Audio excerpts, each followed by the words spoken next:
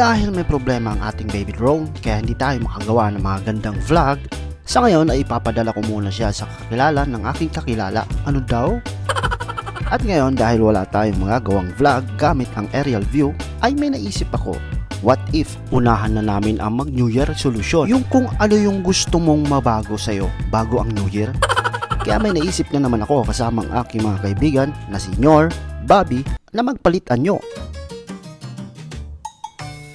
So napagdesisyonan namin na muling ibalik ang dati naming pangangatawan. So gagawa kami ng transformation within 1 week na makakabawas ng timbang. Yes, dahil ito lang naman ang itsura namin noon.